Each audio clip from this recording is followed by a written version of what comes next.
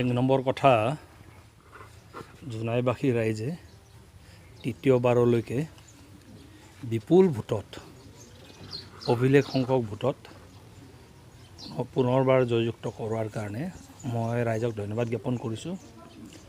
লগতে সন্মিলিত গণশক্তি, ভাৰতীয় জনতা পাৰ্টি, UBPO, আমাৰ অসম গণ পৰিষদ, আমাৰ বিভিন্ন জাতীয় সংগঠন সকলোৱে লাগি ভাগি পুনৰবাৰ জয়ী কৰোৱাত দিন ৰাতি একাকাৰ কৰি যুঁজাৰ বাবে তেখেতসকলকো মই ধন্যবাদ জ্ঞাপন কৰিছোঁ। আৰু ইয়াত আমাৰ কৰণীয়ৰ ভিতৰত আমি ইতিমধ্যে অসম চৰকাৰে আমি আলোচনা কৰিছোঁ যে এক নম্বৰ কথা, জোনাই সমষ্টিক বানমুক্ত কৰিব লাগে অহা 3 বছৰৰ ভিতৰত। যে বানমুক্ত কৰিবলৈ আমি চেষ্টা কৰিম, গৰাখহনীয়া যিটো হৈ আছে সেইটো প্ৰতিৰোধ কৰাৰ কাৰণে চেষ্টা কৰিম, পাৰ্মানেণ্ট চলিউশ্যনৰ ফালে আমি আগবাঢ়িম। 2 নম্বৰ কথা, যাতায়াতৰ ব্যৱস্থাৰ য'ত এতিয়াও আমাৰ ৰাস্তা দলং অভাৱ আছে, সমস্যা আছে, এইখিনি সমাধান কৰাৰ কাৰণে চেষ্টা কৰিম। 3 নম্বৰ কথা, মাটিৰ যোনটো জৰীপ, মাটিৰ জৰীপ য'ত হোৱা নাই জৰীপ কৰি মানুহক ম্যাদী পট্টা দিয়াৰ ব্যৱস্থাটো আমি কৰিম, সকলোৱে যেন পায়, মাটিৰ অধিকাৰ যেন পায়। তাৰ ওপৰঞ্চি আপোনাৰ যিখিনি প্ৰাইমেৰী স্কুল আছে, শৈক্ষিক পৰিৱেশটো আমাৰ উঠি অহা প্ৰজন্মই ভালকৈ পঢ়া শুনা কৰি যোগ্য মানুহ হ'ব পৰাকৈ, সক্ষম মানুহ হ'ব পৰাকৈ আমি আমাৰ প্ৰাইমেৰী স্কুল লেভেল স্কুলবোৰ শৈক্ষিক পৰিৱেশটো ডেভেলপ কৰাৰ কাৰণে ইনফ্ৰাষ্ট্ৰাকচাৰৰ পৰা আৰম্ভ কৰি শিক্ষক যিখিনি নাটনি আছে সেইবোৰ পূৰাই মেলি আমি শৈক্ষিক পৰিৱেশটো আমি উন্নত কৰাৰ কাৰণে প্ৰচেষ্টা চলাম। তাৰ ওপৰঞ্চি সংস্থাপনৰ বিষয়বোৰ আছে, মানুহখিনি স্বনিৰ্ভৰশীল হ'ব পৰাকৈ উঠি অহা প্ৰজন্মই ইতিমধ্যে অসম চৰকাৰে ঘোষণা কৰিছে 1 লাখ চাকৰি অতি সোনকালে গোটেই অসমতে দিব। তাৰে আমাৰ জোনাই সমষ্টিৰো উঠি অহা প্ৰজন্মই তাৰে সুযোগ গ্ৰহণ কৰিব পৰাকৈ আমি প্ৰচেষ্টা চলাম। তাৰ ওপৰঞ্চি 10 লাখ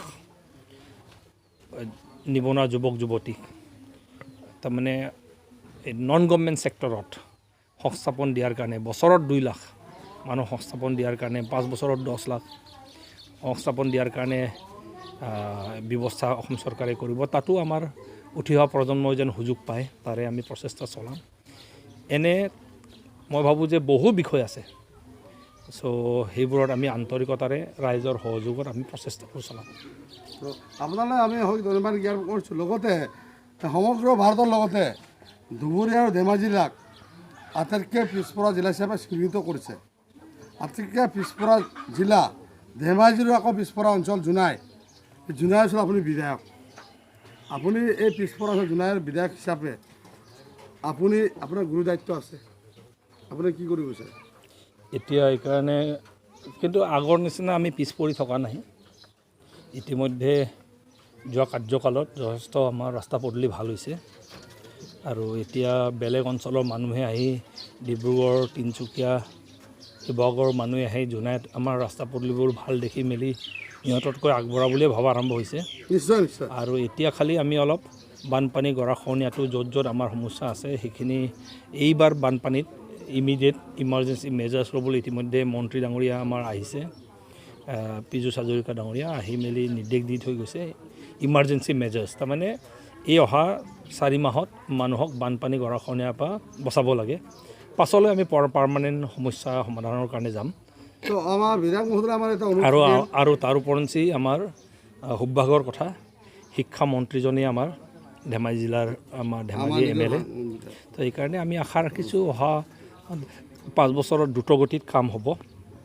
আৰু এই নামটো পিছপৰা জিলা নামটো মই ভাবোঁ যে অহা 5 বছৰ পাছত আৰু মানুহে এইটো অপ্ৰাসংগিক হ'ব আৰু আগবঢ়া জিলা হিচাপে আমি ক'ব পাৰিম। বাকী আৰু এটা আপোনাৰ পৰা জানিব বিচাৰিম, যিহেতু এতিয়া টোল গেটক লৈ বহুত ডাঙৰ প্ৰশ্ন চলি আছে, যিহেতু ডিব্ৰুগড় যিটো বগীবিল দলং হৈছিলে এইটো উত্তৰ আৰু দক্ষিণ পাৰৰ আৰু লখিমপুৰ ধেমাজি বা ডিব্ৰুগড় যোৰহাট তিনিচুকীয়া এতিয়া সমুদ্ৰ হাকু হৈছিলে। এই সমুদ্ৰ হাকুত আজি যিটো আপোনাৰ টোল গেট বনাই এটা টেক্স কালেকশ্যনৰ ব্যৱস্থা কৰিছে, আপুনি কি কয়?